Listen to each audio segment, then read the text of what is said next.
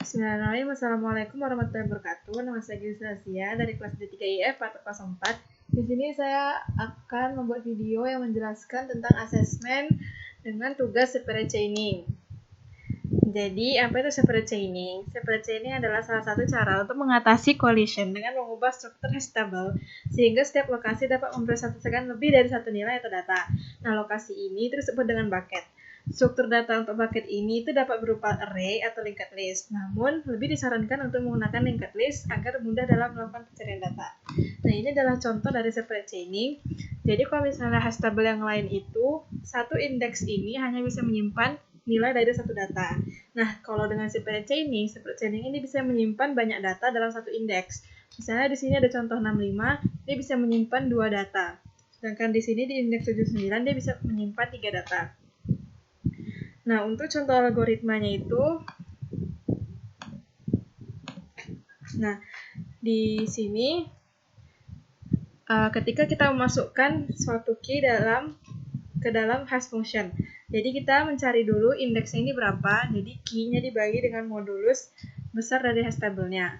Setelah ditentukan indeksnya berapa, baru dicari ke dalam indeks tersebut apakah nilai yang akan kita masukkan itu ada atau tidak. Jika tidak ada, maka bisa dimasukkan. Tapi kalau misalnya ada, maka akan diabaikan. Nah, yang kedua, kalau ingin mencari suatu nilai dalam hash table, sama kita harus cari dulu indeksnya berapa dengan cara memoduluskan key dengan jumlah tabelnya. Baru dari dalam indeks itu kita cari key yang kita cari tadi.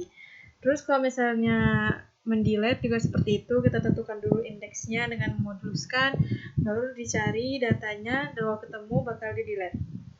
Nah, kekurangan dan kelebihan dari separate chaining ini, kalau yang kelebihannya itu dia mudah digunakan baik untuk menginsert data atau menghapus suatu data. Sedangkan kalau kekurangannya, bila data menumpuk pada satu atau sedikit indeks, ini akan terjadi linked list yang sangat panjang. Dan kalau misalnya linked list ini terlalu panjang, tentunya akan memakan waktu yang lebih lama untuk melakukan pencarian, penghapusan, dan insert suatu data.